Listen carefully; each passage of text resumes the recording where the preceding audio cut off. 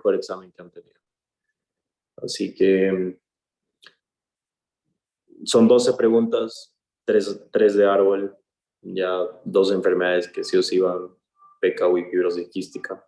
Así que eso, ¿ya? Ahora sí, puede empezar a grabar, o ¿a quién quieren que haga co-host para que empiece a grabar?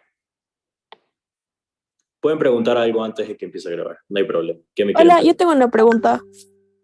Díganme. Por ejemplo, en algunas enfermedades tenemos que sabernos la epidemiología, o sea, por ejemplo, A ver, lo que deben de saber es, 1, presentación clínica. 2, herencia, ya sea dominante, recesiva, ligada al X. 3,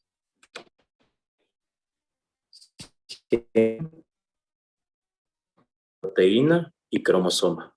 Guíense con el first aid, ¿ya? Ese es el mejor consejo que yo les voy a dar ahorita. Guíense con el first aid. Ustedes saben que yo no tomo cosas que no son estandarizadas. Por lo tanto, ya deben saber con el primer examen que todo lo mío es estandarizado, ¿ya?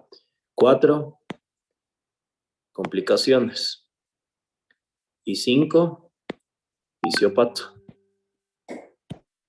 Yo pondré una sexta dentro de la presentación clínica, por ejemplo, en las talasemias, en la anemia de la ciclemia, en, no sé, en las anemias per se. Todas estas tienen un smear o o sea, como ves la microscopía de los glóbulos rojos. También yo si fuera usted, revisaría eso, ¿ya? Ahorita vamos a revisar las cosas más importantes de todas estas, ¿ya? Preguntas, no, epidemiología, esas cosas, no. O sea, en tu ABP, cuando les toque ABP, les va a tocar aprenderse esas cosas, pero no es lo que me interesa en este momento que aprendan, ¿ya? Preguntas antes de que empiece a grabar, es el momento.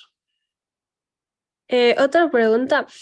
O sea, no sé si tenemos que aprendernos las probabilidades de que salga de nuevo, porque en achondroplasia tengo entendido que es muy probable que No, sea de nuevo.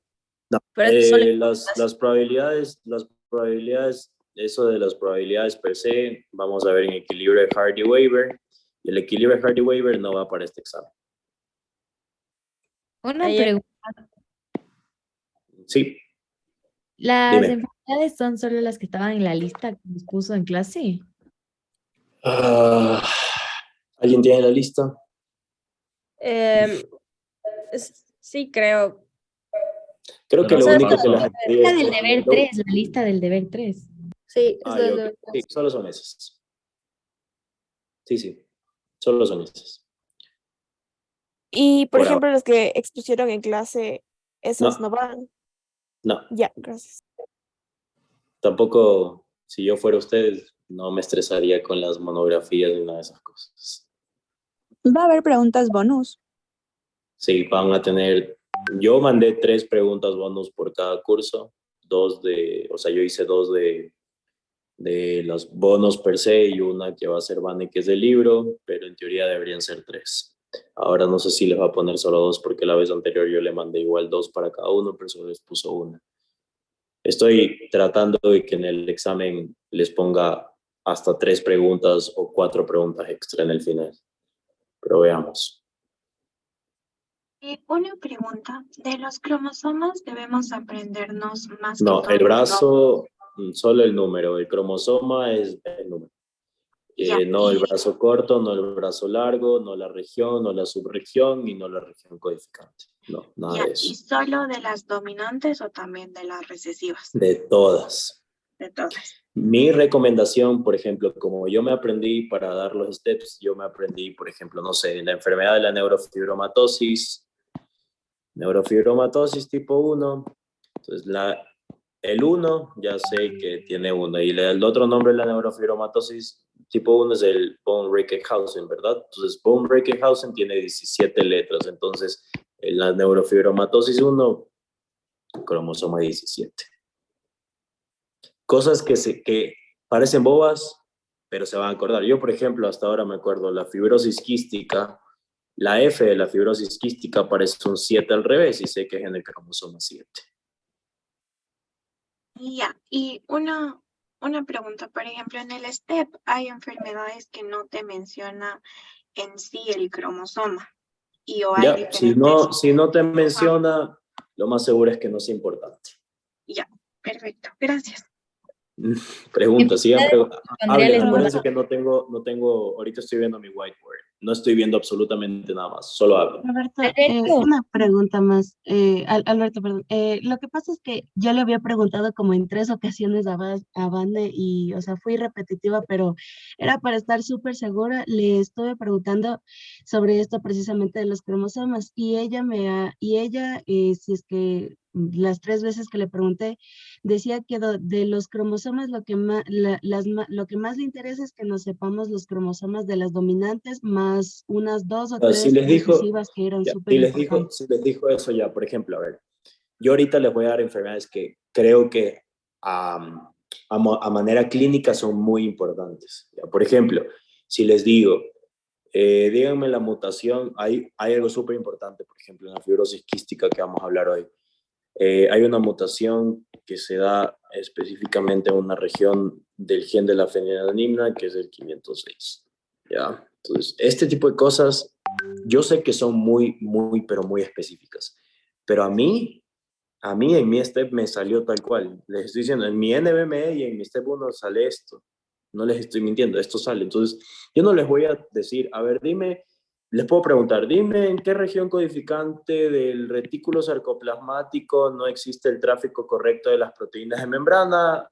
O sea, no tiene sentido, ¿me entienden? Podría preguntarles porque en el libro de genética está eso, pero conmigo no es relevante eso para la práctica clínica.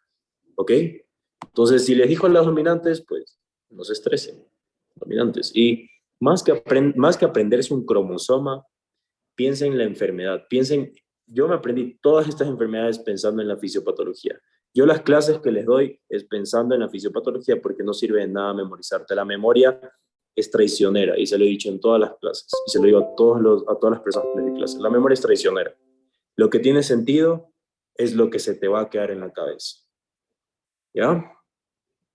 Sigan preguntando antes de que empiece a grabar. Este es el momento en que puedan preguntar antes de que grabe esta clase, ya no puedan En cuanto preguntar. a las preguntas del árbol genealógico, o sea, ¿cómo va a funcionar? Va a haber la historia clínica, pero solamente va a haber clínica y después vamos a tener que responder preguntas. Acuérdense que no, el árbol es tal cual una redacción completa, así tal cual, una redacción completa de una de las enfermedades que van a ver.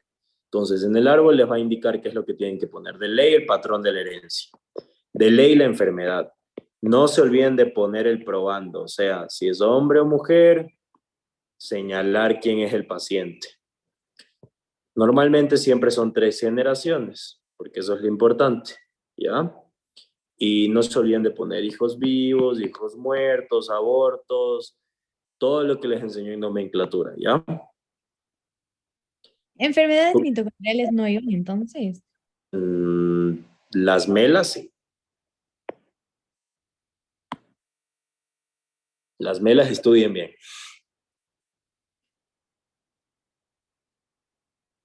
¿Preguntas? Una ¿Dudas? pregunta, ¿las preguntas van orientadas más como que a riesgos, a la clínica o en sí a los defectos en mutaciones? Uy, ahí te estaría diciendo prácticamente lo del examen. O sea, es de todo un poco. Ya, Es de todo un poco. Pero ya les dije, concéntrense en cómo se presenta su paciente. Si no saben cómo se presenta el paciente, ¿cómo van a saber la pregunta? No puedes. ¿Ya? Entonces, ¿alguna otra pregunta más antes de que empiece esta clase?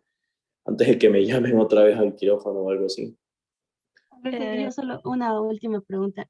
Por Sí. ejemplo, Vane en sí, en las clases, mientras nos daba las patologías, pues nos hacía algunas preguntas que ella, bueno, según ella sacaba del Kaplan, que estaban enfocadas directamente a las patologías, pero por ejemplo me puse a pensar que si es que igual estaría presentado algunas clínicas que, por ejemplo, el fenómeno de la anticipación o que que haya Eso sí penetración tienen que saber. completa. Súper bien, todos los fenómenos tienen que saber. Anticipación, el tipo de herencia incompleta. Eso tienen que saber porque son parte de la fisiopatología de la enfermedad. Por ejemplo, un Huntington, sabes que si un padre tiene un Huntington y su hijo tiene Huntington, ¿por qué fenómeno el hijo va a presentar síntomas antes de que el padre? Entonces, ese tipo de cosas deben de saber, porque es importante, porque es válido para el pronóstico del caso. Claro, pero con respecto, digamos, un paciente que sea un mosaico, por ejemplo, que tenga una penetrancia incompleta o que tenga que ver más con el género. No, o sea, tienes que saber los mecanismos de las enfermedades. O sea, me estás hablando de penetrancia incompleta, sí, puede haber en el examen en donde yo pregunte te pongo un caso y te digo por qué mecanismo este paciente se está presentando o cuál es el mecanismo por el cual esta enfermedad se presenta. ¿Ya? Justo con eso de los mecanismos, estaba haciendo preguntas estandarizadas y justamente daba o sea, la presentación clínica y luego nos decía qué mecanismo es el de la enfermedad, si era una mutación sin sentido o cambio de marco de lectura. Eso también hay que saber de cada enfermedad. Tienes que saber de las enfermedades en donde te mencionan eso, sí. Ya, gracias. Porque igual es algo que ya también pasaron en el anterior examen, si no me equivoco. Acuérdense que, a ver, penetrancia incompleta, penetrancia completa, no sé, expresividad variable, pleiotropía, anticipación, heterogeneidad del locus, heterogeneidad de alélica, todo ese tipo de cosas deben de conocer. Por ejemplo, no sé, el albinismo se presenta por un proceso de epistasis, o no sé, o la osteogénesis imperfecta se presenta por una heterogeneidad de locus, o una talasemia beta se puede presentar por una heterogeneidad alélica, o no sé, una penetrancia incompleta se puede presentar por un cáncer de mama, o una pleiotropía se puede presentar por una fenilcetonuria, cosas así. Cójanle en sentido. Si entienden el mecanismo, créanme, todo lo que yo les estoy diciendo no es que me memoricé, es porque tiene sentido. ¿Ya? Bueno, entonces, dicho esto y no hay más preguntas. Una última cosita, perdona. Sí. A ver, es sobre, hay algunas enfermedades que no tienen un patrón de herencia tan claro, creo que es uno que se llama Charcot-Marie-Tooth, que decía que podía ser recesiva, podría ser dominante y podría ser ligada al X. Y otra que es la enfermedad de Leigh, que supuestamente es mitocondrial, pero también puede ser recesiva, puede ser ligada al X. Entonces, en ese caso específico, ¿nos pueden preguntar algo de eso o podemos no saber el patrón de herencia para esas? Si está entre las tres, no. Si te dicen las tres, no. Pero usualmente todas las enfermedades tienen un patrón de herencia que predomina sobre los otros, porque epidemiológicamente hay uno que predomina, pero normalmente no hacemos eso, no les pongo ese tipo de trabas. No soy tan malo. Ok, gracias. Ya. Bueno, entonces empecemos, ¿ya? La primera enfermedad que vamos a ver es la fibrosis quística, ¿ok? Entonces, fibrosis quística. Esta enfermedad es súper, pero súper importante porque a nivel de Estados Unidos se encuentra entre el segundo y el tercer desorden genético que hay en la población, ¿ya? Porque en Estados Unidos hacen un panel metabólico. Alberto, ¿puedes grabar, por favor? A ver, puedo poner a alguien de co-host y que graben, ¿ya? ¿Les parece? Sí. ¿A quién pongo Sí. de co-host para que le pase a todos en un drive? ¿Quién se ofrece a ser buena gente y hacer eso?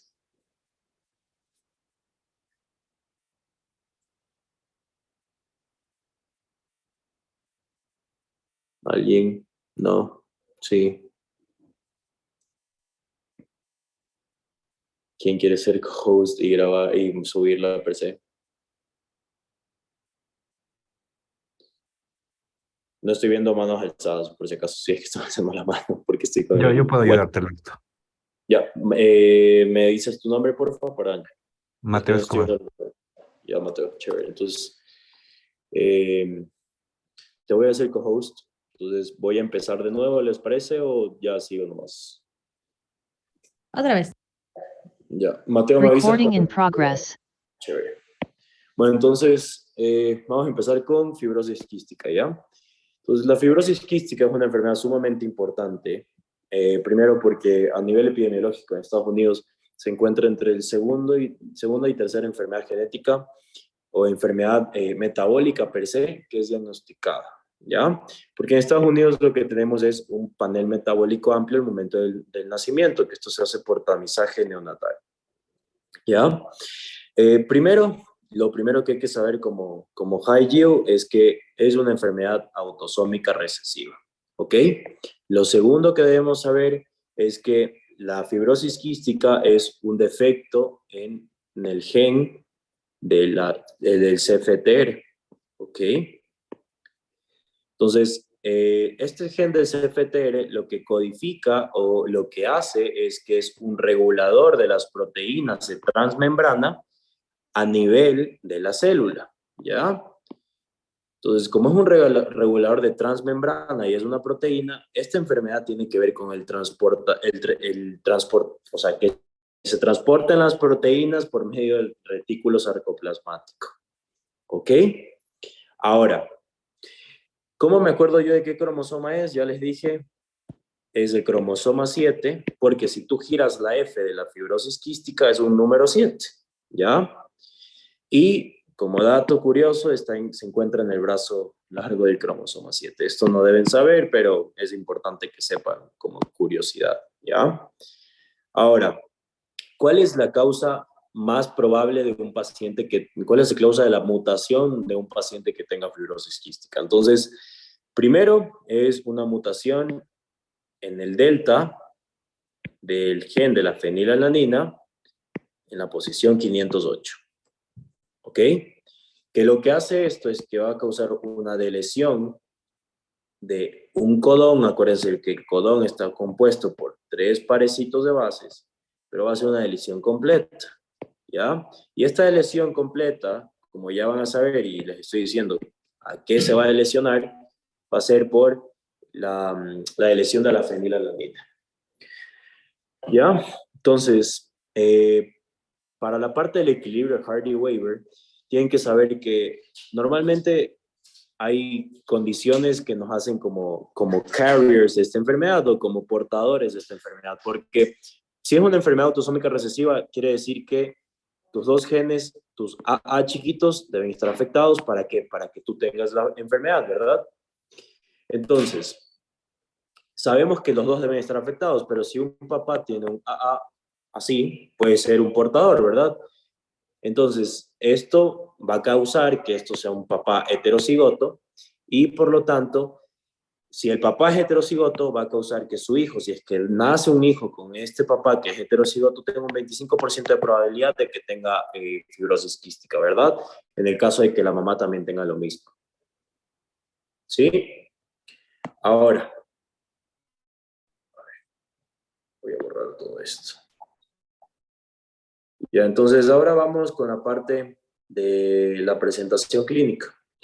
Entonces, ¿qué es lo que hace este regulador transmembrana en el cuerpo? ¿Alguien sabe? Ya, entonces, lo que hace este regulador transmembrana o el CFTR es que codifica o permite la expresión de una bombita ATPasa, ¿ya? Que va a transportar el cloro, ¿ya? En la célula per se, ¿no? Entonces, lo que va a pasar intracelular es que tenemos el retículo sarcoplasmático, el núcleo, y este retículo plasmático lo que va a pasar es que va a crear una proteína mal plegada. Una proteína mal plegada no se puede expresar a nivel celular. Si la proteína está mal plegada, lo que va a hacer es que no va a salir hacia el extracelular o no se va a expresar en la membrana per se. Y por lo tanto se va a quedar aquí en el retículo sarcoplasmático, ¿ya? Y no vamos a tener esta bomba ATPasa, ¿ya? Lo importante de esta bomba ATPasa que transporta el cuerpo. Primero, pulmones, ¿verdad? Segundo, páncreas. Tercero, todas las glándulas que sean exócrinas, ¿ya? Y cuarto, a nivel gastrointestinal. ¿Ya? Entonces, con estos 4 sistemas explicas la parte clínica del paciente. Y también me olvidé de decirles que quinto, en las glándulas sudoríparas, que es súper importante, ¿ya? Entonces, ¿qué es lo que va a pasar con estos pacientes? Como no hay esta expresión de estas bombitas de la ATPasa, por lo tanto, los pacientes no van a liberar el cloro o no van a absorber el cloro, ¿ya? Entonces, la primera presentación clínica que les voy a explicar es la parte pulmonar, ¿ya? Porque es súper importante, porque fibrosis quística lo relacionamos a pulmonar. Entonces, a nivel pulmonar, tenemos nuestros pulmoncitos, ¿verdad? Y lo que pasa es que tenemos el intersticio pulmonar, que está conformada por células, ¿verdad? Entonces, estas células, a nivel pulmonar, normalmente lo que hacen por este canal, el CFTR, que es dependiente de ATP, van a mandar cloro, ¿ok? ¿Por qué es importante que el cloro de la célula pulmonar o de la célula del epitelio pulmonar salga hacia el lumen del pulmón? Es porque el cloro, por gradientes de concentración, va a permitir que el agua per se reabsorba, ¿ya? Entonces, si este cloro no sale hacia el intersticio, hacia el lumen pulmonar, aquí tenemos una fina capa ¿de qué? De moco, porque lo que hace nuestro tracto pulmonar superior por medio de los cilios, por un epitelio pseudoestratificado ciliado, es eliminar todos los desechos, ¿verdad? Entonces, lo que va a pasar es que aquí tenemos otro canalcito que es un canal de sodio, ¿ya? Entonces, normalmente, este cloro sale, este sodio entra, ¿y qué es lo que arrastra siempre el sodio? Siempre va a arrastrar agua consigo, ¿verdad? Pero esto se va regulando, ¿ya? Entonces, en este caso, lo que va a pasar es que esto es lo normal. Ahora, si estuviera normal, tuviéramos este mismo canal en donde el cloro no sale, ¿verdad? El cloro no sirve para nada. O sea, el cloro no está saliendo de la célula. Entonces, lo que va a pasar es que el sodio que va a estar aquí no va a estar regulado, ¿verdad? Por carga. Recuerden que el cloro está negativamente cargado, en cambio el sodio está positivamente cargado. Entonces, como no se regula, el sodio va a entrar locamente. Entonces, ¿qué es lo que hace el sodio? El sodio arrastra agua, ¿verdad? Entonces vas a tener sodio intracelular, en este caso a nivel pulmonar, con mucha agua, pero intracelular, ¿verdad? Entonces, ¿qué pasa con el moco? Si el moco no está hidratado, el moco se vuelve sólido. 1, se vuelve sólido. 2, se vuelve un cultivo de bacterias, porque no está saliendo. Un moco sólido no permite que los cilios boten hacia afuera o que nosotros permitamos que tosamos el moco per se hidratado y no lo vamos a quitar. Es un moco que va a quedarse pegado a nivel bronquial, ¿ya? Y lo otro que va a pasar, aparte de que es sólido y que es un cultivo de bacterias, a la larga esto genera daño pulmonar, ¿ya? Porque, ¿qué es lo que pasa con este moco que está en nuestro tracto pulmonar? Sigue siendo un material extraño, ¿verdad? Un cuerpo extraño. Entonces, a nivel inmunológico, lo que va a pasar es que todo material extraño va a activar una cascada inflamatoria. Normalmente esta cascada inflamatoria está mediada por IL-1, IL-6 y TNF-alfa. Esto ¿qué es lo que hacen todos estos marcadores inflamatorios? Es que a la larga producen reclutamiento ¿de qué? De linfocitos, ¿ya? De neutrófilos, de reactantes de fase aguda. Y este paciente va a estar inflamado todo el tiempo. Y por lo tanto está predispuesto a tener inmunosupresión. Si tienes inmunosupresión, estás susceptible ¿a qué? A tener infecciones bacterianas a repetición. Y posterior a esto, como estás inmunosuprimido y eres chiquito y a la larga tu sistema inmunológico no está funcionando porque todo el tiempo pasas inflamado, terminas muriendo. ¿Preguntas? No, sigo entonces. Ahora vamos a las glándulas sudoríparas. Entonces, en este caso, este es el primer síntoma que sería la primera presentación clínica en estos niños, que sería la neumonía, ¿verdad? Entonces, estos niños con fibrosis quística tienen neumonías a repetición, ¿ya? Entonces, como tienen neumonías a repetición, ¿qué es lo que va a pasar? ¿Cuáles son los dos bichos que más nos interesan en estos pacientes? Entonces, aquí vamos a dividirlos por grupos etarios, ¿ya? El primer grupo etario va a ser que están en la niñez, los bebitos, y de ahí los adultos. En la niñez, ¿cuál es el más importante? Es el S. aureus. En los adultos, la Pseudomonas aeruginosa, ¿ya? Estos son los más comunes, ¿ya?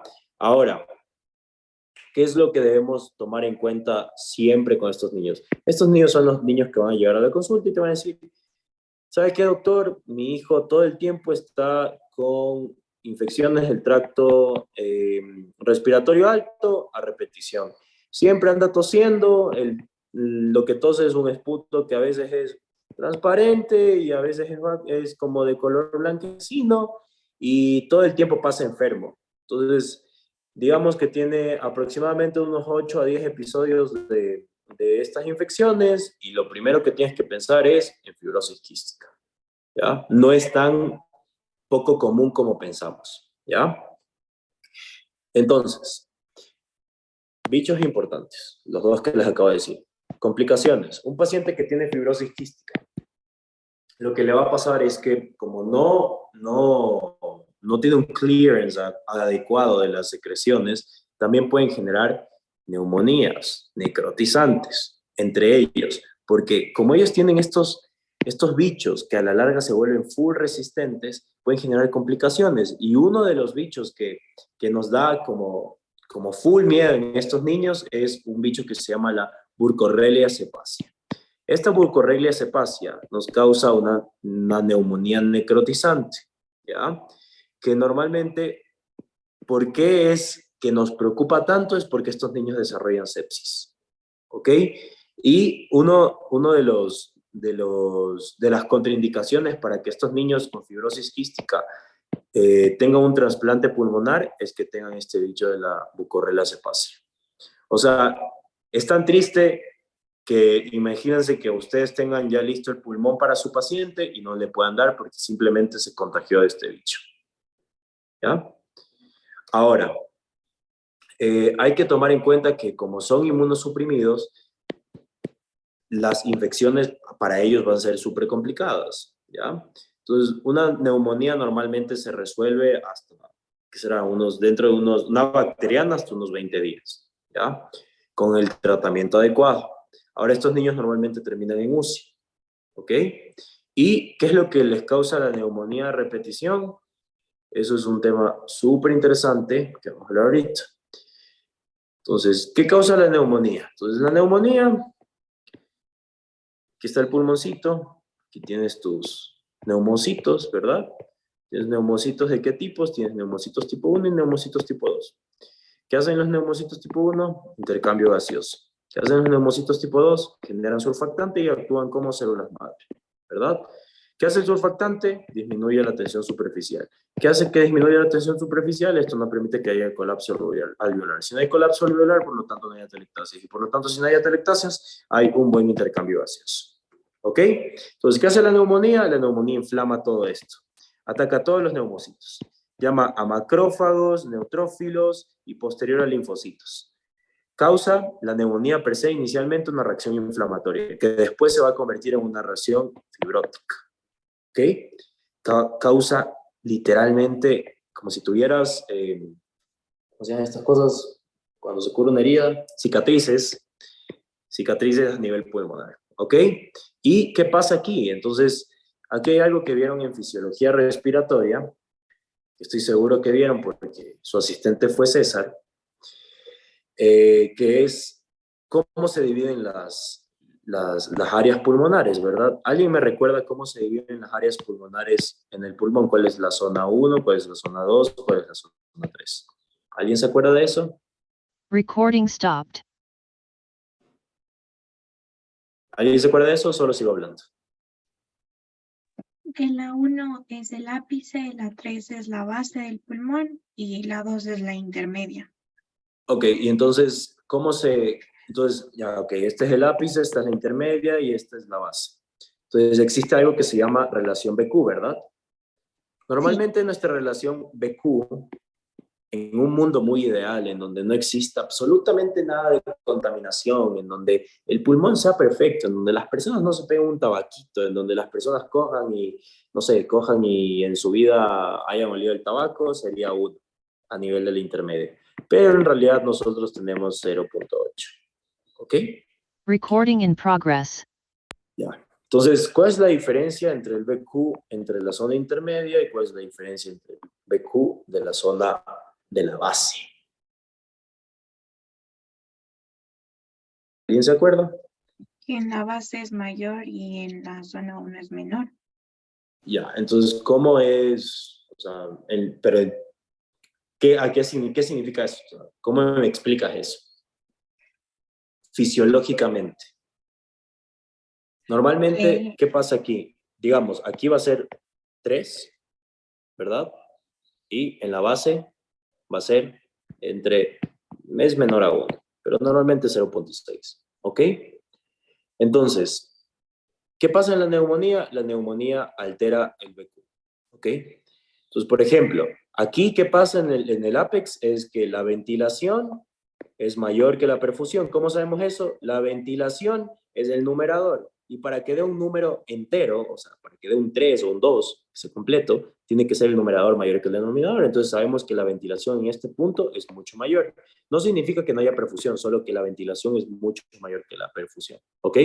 Y a nivel de las bases, lo que va a pasar es que la ventilación es baja, la perfusión es baja, pero lo que pasa es que la perfusión es mucho, pero mucho más baja, o sea, la ventilación en este punto es mucho, mucho más baja que la perfusión, por lo tanto, el denominador es mucho más grande que el numerador y por lo tanto da en este número de aquí, ¿verdad? Entonces, esto explica, por ejemplo, por qué patógenos que son aeróbicos facultativos, como la tuberculosis, les encanta irse al apex pulmonar, ¿ok? Entonces, ¿qué es lo que va a pasar? Va a pasar algo que se llama BQ mismatch. Entonces, voy a eliminar esto. Fuimos a un concepto básico de fisiología, ¿verdad? Entonces, aquí el paciente va a tener algo que se llama BQ mismatch. Entonces, ¿qué va a pasar con la neumonía? Como los alvéolos no funcionan, la B, que es la ventilación, va a disminuir, ¿verdad? ¿Estamos de acuerdo o no estamos de acuerdo con eso? Estamos de acuerdo. Ya, entonces, 0 dividido para algún número, ¿cuánto da? 0, ¿verdad? Da 0. Entonces, el BQ va a estar disminuido, porque tu BQ normal debería ser 0.8, pero está en 0, ¿ya? Eso quiere decir que en este punto, si tú a un paciente le das oxígeno, ¿le va a servir o no le va a servir?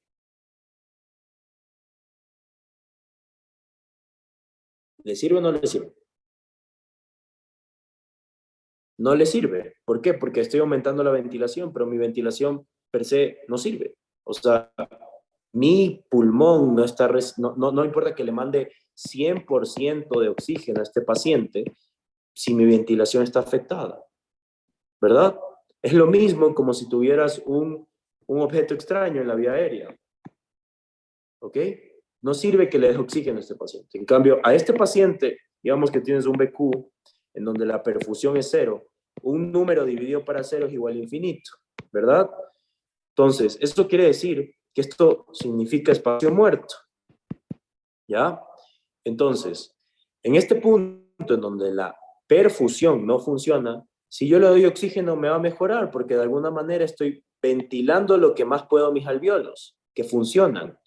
Le estoy dando el 100% de oxígeno a mis alvéolos y algo de ese 100% va a llegar a la sangre, que todavía existen ciertos shunts pulmonares, ¿ok?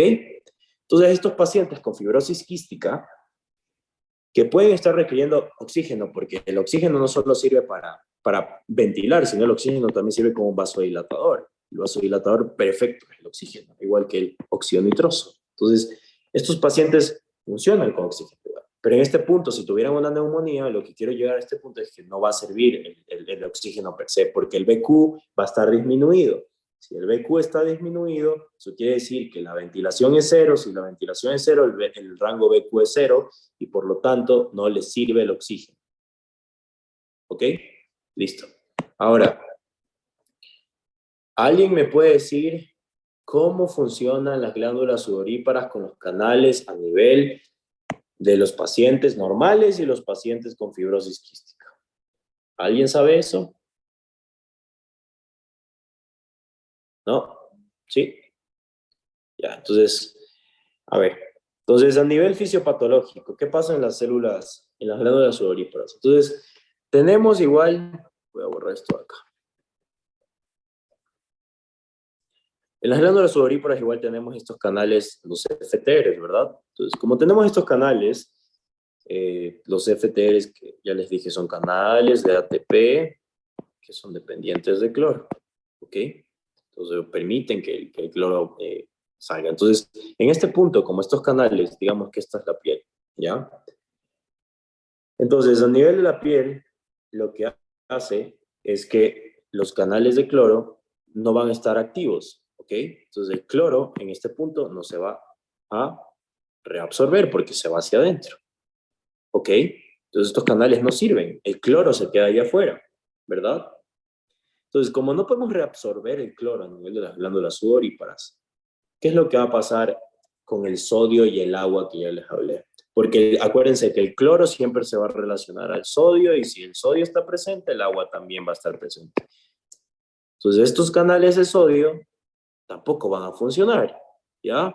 Porque va a haber una disminución de esta reabsorción del sodio. ¿Por qué? Porque son cargas, acuérdense, son cargas. Si las cargas no se equiparan, va a quedar el sodio desbalanceado, ¿verdad? Entonces, en este punto el sodio se va a reabsorber menos, ¿ok? Entonces, ¿qué pasa si en las glándulas sudoríparas que no están absorbiendo queda afuera el cloro y el sodio? Hay una hiperhidrosis, o sea, suda más. No, vas a tener altas concentraciones de cloruro de sodio, ¿verdad? Y si tienes altas concentraciones de cloruro de sodio, tu sudor va a estar concentrado o hipertónico, ¿verdad? Y por lo tanto, si tú le haces una prueba o un test de sudor a este paciente, vas a ver que está hipertónico y vas a ver que está súper salado el sudor. Si tú pruebas el sudor de fibrosis quística, que no deberían hacer eso, pero si lo hacen teóricamente, va a estar salado. Por esta razón que les acabo de decir. ¿Ok? Si estamos de acuerdo o no estamos de acuerdo. Entonces, o sea, va a ser sudor normal, solamente que va a estar hipertónico. Es el sudor normal con mucho cloruro de sodio y va a estar muy salado. ¿Ya? Entonces, sigamos, continuemos. Entonces, ¿alguien sabe qué pasa con la fibrosis quística a nivel de las glándulas exócrinas, o sea, el tracto gastrointestinal o en el páncreas? Ya, entonces, ¿se acuerdan lo que les expliqué de hace un momento del pulmón? Pasa exactamente lo mismo, ¿ya? Entonces, va a haber una secreción reducida del cloro, ¿verdad? Entonces, como hay una secreción reducida del cloro a nivel de la célula per se, va a haber una acumulación de este cloro a nivel intracelular, ¿verdad? Entonces, eso va a hacer que el sodio se reabsorba más rápido y se reabsorbe igual el agua, ¿verdad? Entonces, esto va a generar una secreción súper sólida, ¿verdad? Generas una secreción súper sólida que va a acumularse, ¿ya? Entonces, a nivel del páncreas, ¿qué es lo que va a pasar? Causa inflamación, causa remodelación o fibrosis y esto te causa una insuficiencia pancreática, ¿ya? Que daña el páncreas. ¿Qué hace el páncreas? ¿Alguien dígame qué hace el páncreas? ¿Alguien sabe qué hace el páncreas? Función endocrina y exocrina. Ya, ¿cómo hace eso el páncreas? Produce insulina y glucagón. Ya, ¿esa es la función endocrina o exócrina? Endocrina. Muy bien, endocrina. Entonces, ¿qué puede pasar con estos pacientes si el páncreas se atrofia? Y Diabetes. ya no hay insulina y no hay glucagón, puede haber diabetes. Una complicación. ¿Qué más puede pasar? ¿Qué hace el páncreas? ¿Qué más hace el páncreas? Enzimas pancreáticas para la digestión. Ya, ¿y qué enzimas pancreáticas produce? Amilasa pancreática. La lipasa y la amilasa pancreática, ¿verdad? ¿Sí? Y por lo tanto, ¿qué vitaminas liposolubles le tienes que dar a estos pacientes?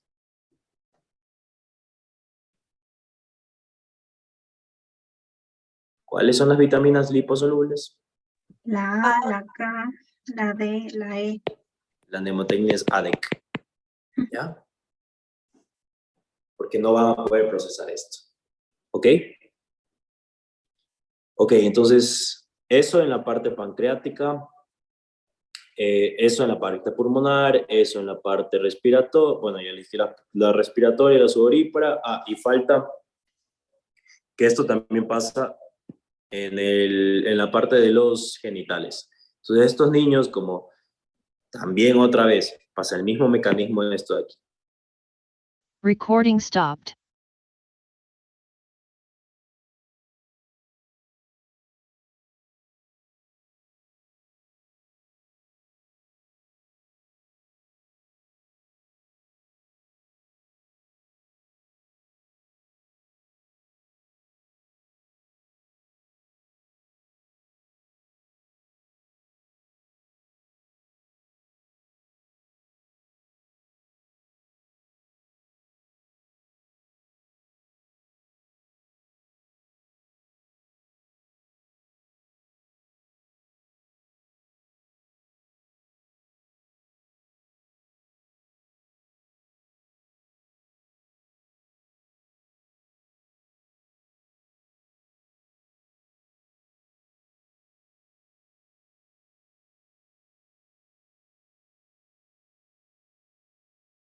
Recording in progress.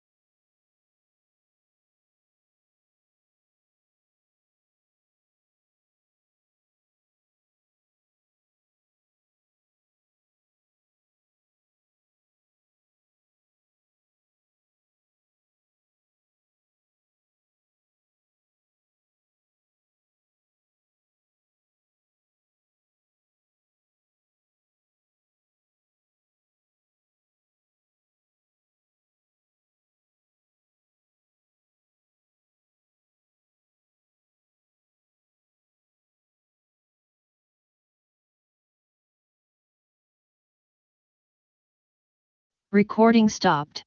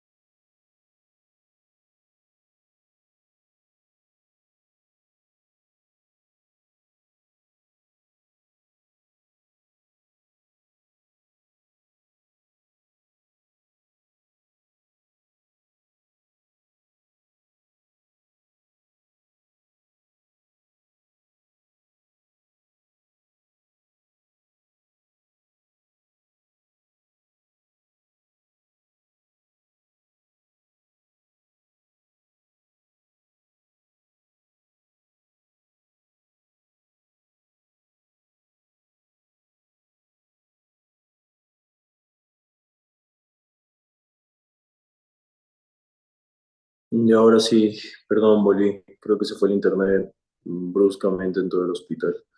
A ver, Mateo, ¿me puedes otra vez poner como co-host o host para poder compartir otra vez mi pantalla blanca, por favor?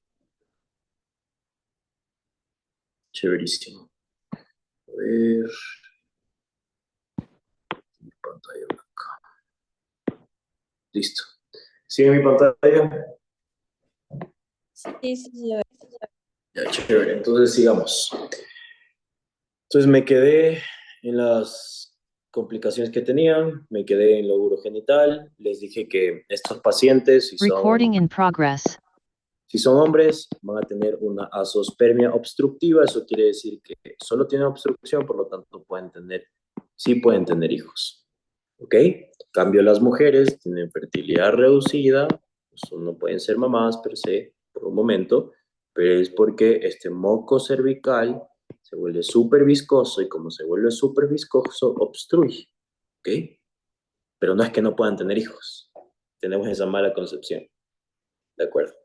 Entonces, eso con respecto a las características clínicas, no me va a alargar tanto porque les podría dar todo el algoritmo de cómo diagnosticamos a estos niños, pero nos vamos a demorar demasiado.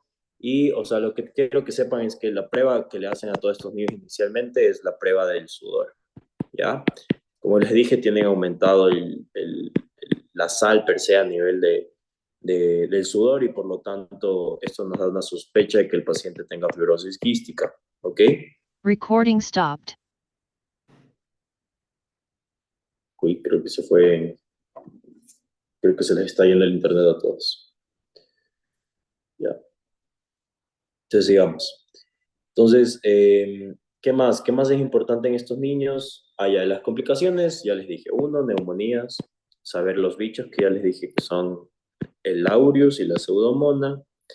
Dos, ya les dije que en este caso si es gastrointestinal, algo que vamos a ver en los niños cuando recién nacen es el hilio meconial, que es que no pueden evacuar su primera popó dentro de las primeras 24 horas, ¿ok? Hay guías que te dicen 24 horas per se, hay otras que te dan hasta un chance de 48, pero lo importante es que como esta popó está tan, pero tan dura, o sea, está tan disecada que no puede salir. Por lo tanto, esto nos da este hilio meconial que después se va a traducir en una distensión abdominal, que posterior se va a traducir en un hilio y que posterior se puede traducir en una perforación gástrica, pero una Alberto, perforación intestinal. ¿Sí? ¿le puedes poner a May Otero de co-host para que ella grabe, porfa? A ver, déjame ver. Hay que cerrar esto.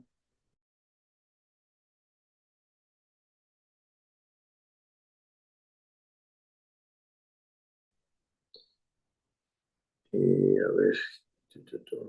O sea, está como, ya no soy yo el host ni el co-host, ahora se autoasignó como a Adrián Barriga, así que Adrián, porfa, ¿nos puedes hacer el favor? Porque yo A ver, tampoco ya, puedo, sí, no hay problema. ya, porque no Recording puedo in abrir. progress. Chévere. ¿Me puedes poner igual a mí de co-host? Porque ya no puedo compartir la pantalla. Recording stopped.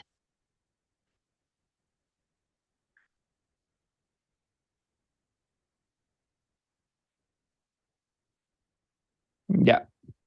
Ya, chéverísimo. Entonces me avisan para que empiecen a grabar y seguimos. Entonces, sigamos. Recording in progress.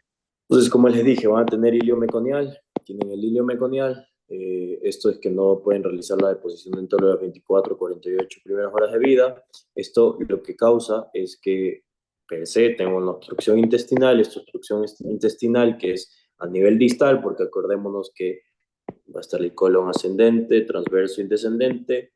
Aquí va a estar la última porción de la popó del niño y esto está causando obstrucción. Entonces, todo lo que está para arriba va a causar que se acumule todo el aire, ¿verdad? Entonces, cuando hacemos una RX, vamos a ver una distensión brutal y vamos a ver esta primera popó que está disecada, ¿ya?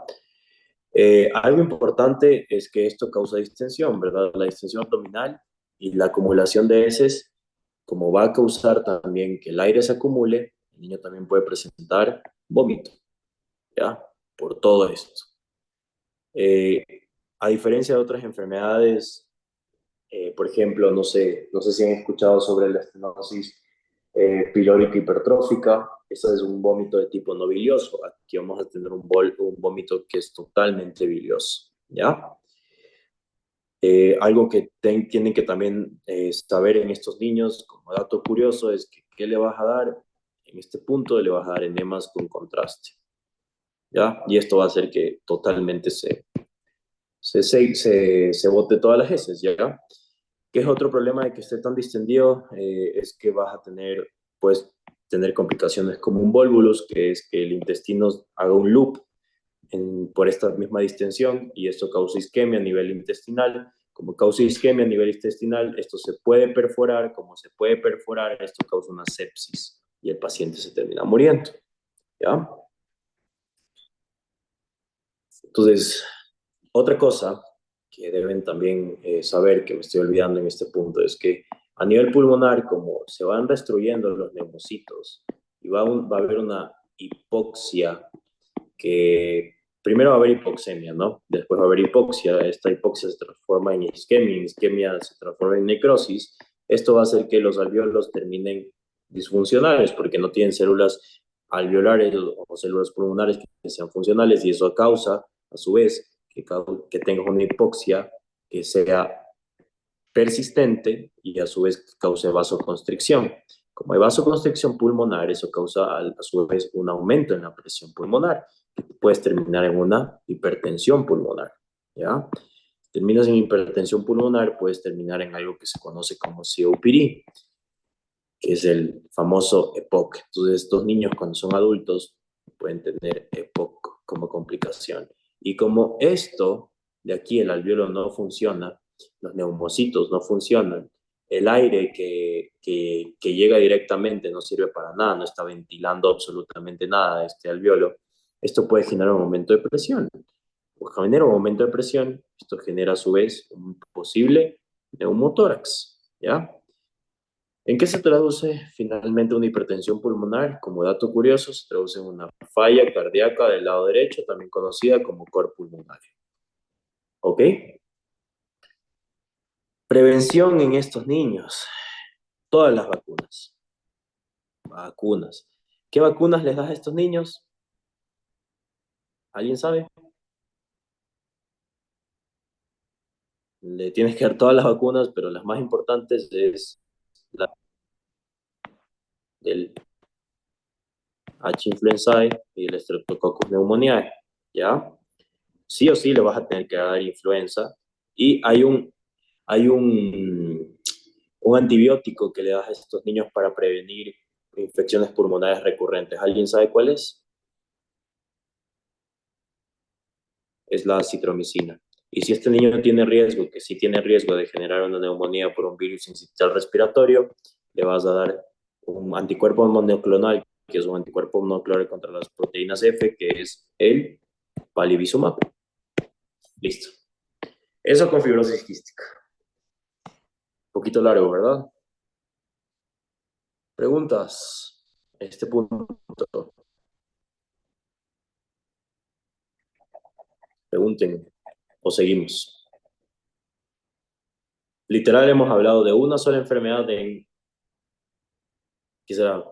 40 minutos prácticamente. Por eso yo les digo que es imposible.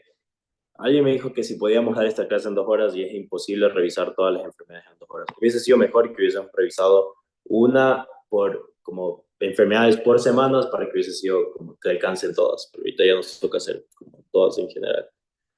Ya. Entonces sigamos. Segundo trastorno que me acuerdo ahorita que es importante es la condroplasia. Entonces la condroplasia entra dentro de estas displasias esqueléticas que tienen los niños. Dentro de este grupo de displasias esqueléticas tienes la condroplasia, tienes la osteogénesis imperfecta, tienes la osteopetrosis y tienes también la displasia campométrica. Sí, esa ahí. Campomélica, perdón. Entonces, primero, la acondroplasia es la más común dentro de estas 4 enfermedades que les acabo de mencionar. ¿En qué gen está afectado? Es el gen FGFR3, que es el factor de crecimiento de los fibroblastos 3, ¿ya? Tiene 4 letras, por lo tanto el cromosoma va a ser el cromosoma 4, ¿ya? Normalmente, ¿qué es lo que va a pasar? Este FGFR3 está defectuoso y por lo tanto va a tener una ganancia de función este gen. Y esto va a causar que la proliferación de los condrocitos sea inhibida, ¿ok? La proliferación de los condrocitos va a estar inhibida, ¿ya? Y esto a su vez va a hacer que disminuya la osificación de tipo endocondral, ¿ok? Y esto causa un deterioro ¿en qué tipo de huesos? En los longitudinales, ¿ok? Y hay algo que también tienen que tomar en cuenta, es que estos niños son súper desproporcionales, o sea, tienen la cabeza muy grande a relación de sus extremidades. Entonces vas a tener una baja estatura con una cabezota, ¿ya? El tórax va a estar de tamaño normal, ¿verdad? Pero sus extremidades van a ser chiquitas. Y también van a ser dismórficos. Eso quiere decir que pueden tener un aplanamiento de la nariz, pueden tener las cejas que sean un poco más prominentes, pueden tener también una macrocefalia. Entonces va a depender de cómo se presenten per se, ¿ok? Ahora, ¿alguien sabe cómo se hace el diagnóstico de estos niños? Estos niños, como tienen afectaciones esqueléticas, también van a tener afectaciones a nivel de la columna, ¿ok? Pueden tener escoliosis. ¿Okay? Entonces pueden tener escoliosis, pueden tener lordosis, y lo que va a pasar es que como estos, los condroplastos de aquí en este punto van a estar afectados, van a tener una estenosis del canal medular, que esto puede causar también que la médula se comprima y que tengas afectación sensitiva o motora. ¿Ok? Eso como complicación per se de estos pacientes, ¿ya? ¿Y cómo se presenta esta afectación sensitiva? Ya vieron neuro o están viendo neuro, vas a tener parestesias o puedes tener disestesias. Si es a nivel del sacro, puedes tener incontinencia urinaria, va a depender de dónde se ubique, ¿ok? ¿Qué más? ¿Qué más con respecto a esta enfermedad? Esta enfermedad es bastante sencilla de reconocer, la verdad, es una de las que estudias bastante rápido, ¿ok? Y a estos niños lo que le haces es que les haces una RX y vas a ver la proporción de los huesos, y también le haces una RX para evaluar cómo ha ido el crecimiento del per se. Por ejemplo, haces una RX de mano y vas viendo. Entonces, vas a ir viendo el crecimiento en el tiempo de estos niños. Listo. Eso con esta enfermedad corta. Otra enfermedad importante es, ya estamos con fibrosis quística, ya estamos, vamos a ver ciclemias. ¿Alguien se acuerda qué es la ciclemia per se? ¿O la anemia de células falciformes? Entonces la ciclemia, hablemos de la ciclemia. Primero, entonces, la ciclemia o la anemia trepanocítica o la enfermedad de células falciformes es un grupo de enfermedades que van a depender del tipo de hemoglobina que tengamos, ¿ok? Entonces, es importante saber esta enfermedad porque primero es común, no es, o sea, no es ultra común, pero es común a nivel de los africanos, ¿ok? También tiene una alta prevalencia en los pacientes que son heterocigotos. ¿Y alguien sabe cuál es el tipo de herencia de esta enfermedad o no? Recesiva. Ok, entonces eso quiere decir que otra vez tienes que tener estos dos afectados para que presentes la enfermedad, ¿ya? Entonces, eso quiere decir que también hay portadores, ¿verdad? Que pueden tener rasgos per se de estas anemias de células falciformes. Entonces, primero, esto es un tipo de mutación que es puntual, on point mutation, ¿ok? Que va a ser en el cromosoma 11, ¿ya? Tienen que saber sí o sí qué aminoácido es el que se cambia. En este caso es en el cromosoma 11 en la cadena beta, que es el ácido glutámico por la valina. Es impresionante como esta mutación puntual puede causar un montón de problemas, porque esta sustitución va a causar una hemoglobina que ya no es beta, sino es una hemoglobina S. ¿Ok? Entonces esta hemoglobina S lo que va a causar es que no puede captar oxígeno de manera adecuada. ¿Ok? Y como tienes una cadena alfa que no está afectada, vas a tener un rasgo en estos pacientes donde va a generar hipoxemia y como esta hemoglobina se deforma per se los glóbulos rojos, va a causar que se formen en forma de os. ¿Okay? ¿Y qué pasa con estos glóbulos rojos en forma de os? Primero, que no sirven para capacidades grandes de oxígeno. Eso quiere decir que si, no sé, viene un guayaco y va a Quito y tiene ciclemia, o viene un guayaco y va a La Paz y tiene ciclemia, va a pasar que no puede aguantar este cambio de disminución de la P a O2 y esto va a causar que tengan crisis, ¿ok? ¿Cómo se presentan las crisis? Es que se deforman los glóbulos rojos. Como se deforman los glóbulos rojos, estos se pegan al vaso sanguíneo. Este es el vaso, estos son los glóbulos rojos que no sirven para nada, en forma de os, y tapan el vaso, ¿ok? Y esto como causa necrosis, va a causar isquemia, va a causar, en pequeños vasos puede causar infartos, ¿verdad? Entonces, este paciente va a tener una oclusión vascular, infartos, ¿ya? ¿Dónde es más común los infartos de estos pacientes? ¿Alguien sabe? Entonces, dije pequeños vasos. ¿Qué pequeños vasos? A nivel renal. Entonces, ¿qué causa a nivel renal? La necrosis papilar renal. ¿Ok? ¿En dónde más también? En los dedos. Te causa dactilitis, ¿ya? Normalmente esto ocurre en los niños menores de 4 o 5 años, ¿ya? Esta dactilitis generalmente es el primer síntoma de estos niños, ¿ya? Y tienes las crisis vasooclusivas que ocurren cuando los niños se ponen en contacto con situaciones en donde el oxígeno sea de muy baja concentración. Entonces, ¿qué es lo que va a pasar? Estas crisis vasooclusivas pueden parecerse a un infarto. Entonces, el niño le dice que me duele el pecho, me duele el brazo izquierdo, que puede parecer totalmente un infarto y puede causar un infarto en realidad, porque las coronarias también son arterias pequeñas. ¿Ok? Ahora, ¿dónde hay más vasos chiquitos?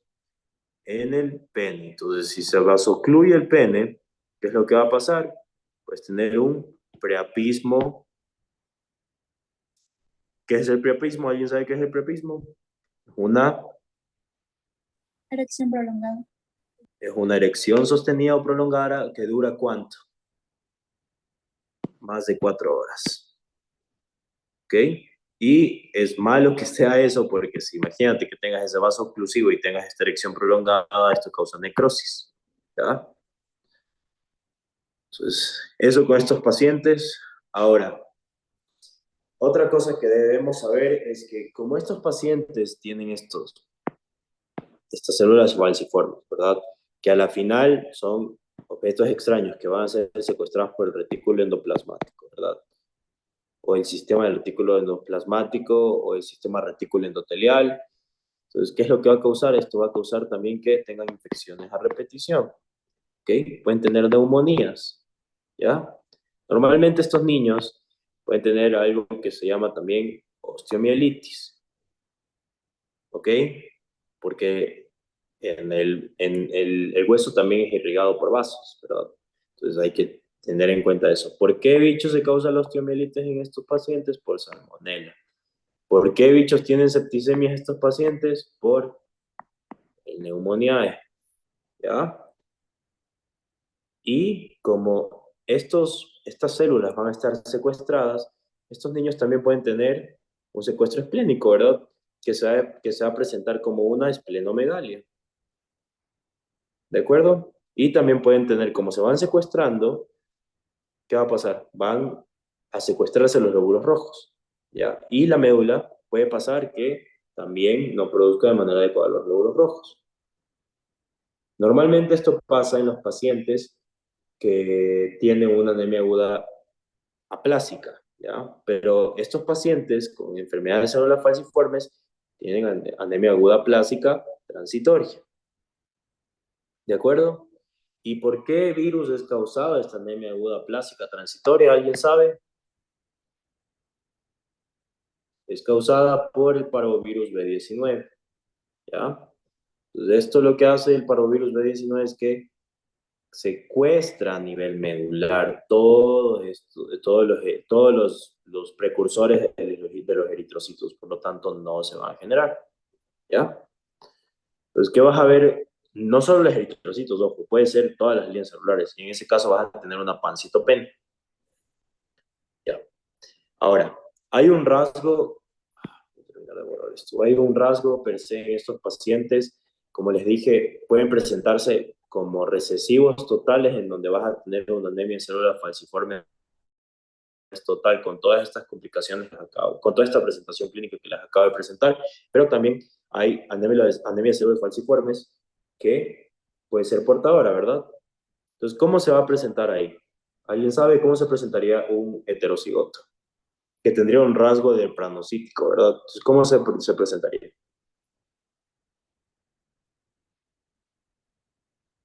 ¿Alguien sabe? Entonces, normalmente, como estos sí aguantan un poquito más, lo que va a pasar es que en estos heterocigotos, cuando los mandas a un lugar en donde donde la presión parcial de O2 está disminuida, ahí presentan crisis vasoclusivas, cuando sabes. Pero antes de eso, acuérdense que el niño normal con una sickle-cell-anemia va a presentar dactilitis como primer síntoma porque afecta a los vasos pequeños. ¿De acuerdo? A ver, ya están las complicaciones, ya les di la parte de la pancitopenia. ¿Preguntas sobre esta enfermedad? Yo tengo una pregunta. Cuando hablaste de los eventos vasoclusivos, ¿también se puede incluir eventos cardíacos tipo de las arterias coronarias o eso ya no? Claro, sí. O sea, se conoce como síndrome torácico agudo en realidad el síntoma vasoclusivo, que es literalmente viene un niño a Quito, que viene de Guayaquil y te dice, papá, me duele el pecho, papá, me duele el brazo. Sí, puede tapar igual la coronaria, puede tapar absolutamente todo en donde los eritrocitos de pranocíticos en forma de os se acumulan, ¿ya? Pero lo más que las coronarias se pegan a las pulmonares. Entonces ahí tapan las pulmonares y el paciente ahí puede tener una crisis vasoclusiva de vasculatura pulmonar, que eso puede generar un TEP, que es un tromboembolismo pulmonar. ¿Ok? Sí, otra pregunta que tengo la duda, porque, o sea, estaba leyendo en el First Aid y decía que las personas heterocigotas solo tienen como que el trait de eso y que eran resistentes a la malaria, pero no entiendo mucho eso. No sé si eso es importante o no. Ya, lo que pasa es que eso es otra cosa. Esta enfermedad se encontró realmente porque vieron que había una población de africanos en donde estaban resistentes a la malaria, pero presentaban esta enfermedad. Entonces, se ha visto que los que tienen anemia de células falciformes tienen resistencia per se a la malaria, pero no a lo demás. Entonces, es como un ganar-perder en este punto. Es importante que sepan que son resistentes a la malaria, sí, totalmente, pero no es algo que defina la enfermedad. O sea, sí, son resistentes, pero lo más importante son las complicaciones. Ya, ¿Ok? gracias. Ya, ok, entonces, ¿preguntas? ¿Alguna otra pregunta? ¿No? ¿Sí? Ya, entonces, ya que hablamos de la malaria, ¿cuántos tipos de... Primero, ¿cuál es el bicho que produce, que da la malaria? ¿Es un parásito? ¿Qué es? Que te da el paludismo per se. ¿Alguien sabe qué es? Es un parásito, el parásito Plasmodium. Recording stopped. Ya, es un plasmodium, ok, chévere. ¿Qué? A ver, dime todos los tipos de las especies de los plasmodium que causan malaria. Hasta ahí ya no sé. Ya, es el falciparum, el vivax y el ovali, ¿verdad? Cada uno presenta un patrón de fiebre distinto. ¿Ya? El vivax y el ovali presentan un paludismo que se presenta al tercer día. El de la malaria se presenta al cuarto día. Y el falciparum se presenta en cualquier momento, es totalmente irregular. ¿Ok? La cosa es que esto es importante. ¿Cuál es el vector de la malaria? ¿Cómo se llama el mosquito? Es el anófeles. ¿Es hembra o macho? Es hembra. Es importante saber eso porque los machos no transmiten la enfermedad. Te puede picar un anófeles macho y no va a pasar absolutamente nada. ¿Ok? Y ya sabemos que son portadores de la resistencia de las células falciformes. ¿Ya? Solo como dato curioso en este punto, ¿ya? Tienen que saber el patrón de fiebre porque es súper importante. Acuérdense, si es malaria, per se, es la fiebre del cuarto día. Y si es vivax o ovali, es la fiebre del tercer día. Y si es eh, el falciparum per se, es en cualquier momento. En las preguntas tipo STEP te piden per se, te ponen la cronología de la enfermedad. ¿Ya? Sigamos entonces. Vamos a hablar sobre, en este punto, fenilcetonuria. ¿Ya? Entonces, hablemos sobre la fenilcetonuria. Entonces, la fenilcetonuria es una enfermedad ¿de qué tipo? Recesiva, dominante, ligada al X. Recesiva. Ya, entonces es una enfermedad de tipo autosómica recesiva, ¿verdad? ¿Cuáles son o la mutación per se en qué gen? Es el gen de la fenilalanina hidroxilasa, ¿ya? Entonces, ¿qué es lo que va a pasar? ¿Alguien se acuerda cuál es la vía per se de la transformación de la fenilanina? ¿A qué se termina transformando? ¿Alguien se acuerda? A la tirosina. Ese es el de abajito. Pero ¿en qué termina a la final la fenilalanina? ¿En qué aminoácido?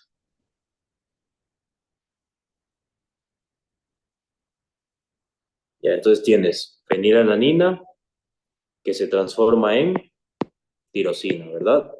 Esto se da por la reacción de la fenilalanina hidroxilasa y necesitas un cofactor que se llama BH4 o tetrahidrobiopterina. Puede ser deficiencia de la enzima como puede ser deficiencia del cofactor. La tirosina se puede convertir en dopa. ¿Ok? La dopa, ¿y por medio de qué lo hace? Por medio de la tirosina hidroxilasa. ¿Ok? Ahora, esta dopa se puede transformar en dos cosas. O en dopamina per se, por medio de la dopa excarboxilasa, o se puede convertir en melanina. La melanina, en este caso se transforma por medio de la tirosinasa. Esta melanina es importante ¿en qué enfermedad? En la del albinismo, porque el albinismo tiene deficiencia de tirosinasa. ¿Ya? Esta dopamina posterior se va a transformar en norepinefrina. La norepinefrina, ¿por medio de qué enzima? Por medio de la enzima de la dopamina monoxigenasa. Y el cofactor es la vitamina C. Posterior a esto, la norepi se transforma en epi. Y la norepi y la epi se transforma en ácido válido-valénico. ¿Ok?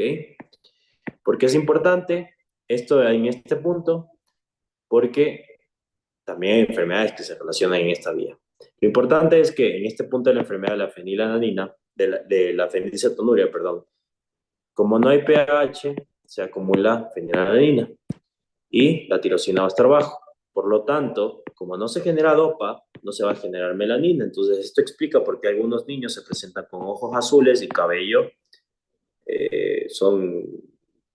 o sea, hay cabello dorado, porque en teoría eso es como nuestro fenotipo si no tuviéramos diferenciación genética, ¿ya? Como un albino, ¿ya? Pero más el déficit neurológico, porque no presentamos los dos principales neurotransmisores que son la norepi y la epi. ¿Ok? Esa es la explicación per se. Ya, esta es la vía, esta vía es súper importante. Es la vía de bioquímica que no sé si vieron, pero es muy importante saber esta vía igual. Porque aquí ya sabes, si sabes esta vía, ya sabes que se acumula. Y ahora, ¿qué es importante? Lo importante es que el hecho es que cuando la fenilalanina se acumula, puede acumularse se acumula a nivel intrauterino, esto causa radicales libres, causa OHs negativos, causa también radicales de oxígeno per se, y esto daña a nivel neuronal. Y por esto es que, por el hecho de que daña a nivel neuronal, tenemos discapacidad intelectual en estos niños, que es lo principal, ¿ya? Es el principal síntoma que tienen estos niños con fenilalanina. ¿Qué más van a tener? Ya les dije, entonces, como no se genera melanina, pueden presentarse con ojos azules, cabello dorado, ¿ya? ¿Qué más? ¿Con qué más se pueden presentar estos niños? Se pueden presentar con el típico olor a humedad. En las preguntas se describe como un musty odor, ¿ya? ¿Y por qué te causa esto? Si van a la vía hacia dónde se va esa vía que les acabo de explicar, termina en aminoácidos de tipo aromáticos, ¿sí? Hola, ¿alguien está hablando? Bueno, entonces, aminoácidos de tipo aromáticos que te generan este olor a húmedo, ¿ya? Como no se desarrollan neurológicamente, presentan también microcefalia, ya les dije discapacidad intelectual, ¿y qué más? Restricción de crecimiento, ¿ya? Ahora, ¿qué es lo importante de esto? Es que puede haber deficiencia de la fenilalanina hidroxilasa o del BH4. Si tienes deficiencia del cofactor, esto es muy malo. Pero normalmente estos niños mueren, ¿ya? ¿Por qué? Porque el tratamiento de estos niños es la dieta, es nutricional. Lo único que puedes hacer es evitar, ¿dónde se encuentra la fenilalanina? En las proteínas. Entonces, evitas proteínas. Estos niños tienen que desde chiquitos aprender a comer solo frutas y vegetales. Y la fórmula. La fórmula está recargada de tirosina, porque si vemos la vía, lo único que está afectado es la vía de la fenilanadrina hidroxilasa. Todo lo demás puede funcionar. Por lo tanto, si nos saltamos ese paso, podemos ir al otro.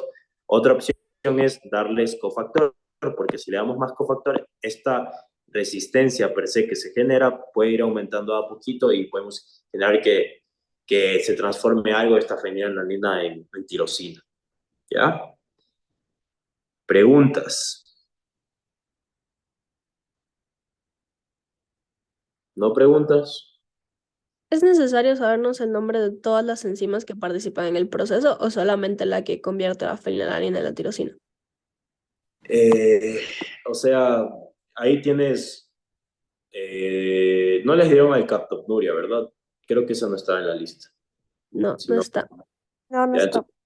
pero está la se fue, la de los albinos, entonces en teoría deberían saber por lo menos hasta después de la dopa y qué genera la dopa y qué se acumula, porque eso va a ayudarlos en teoría a responder las preguntas si les pongo algo de acumulación o algo así. ¿Ya? Ok. Denme un minuto que me están llevando.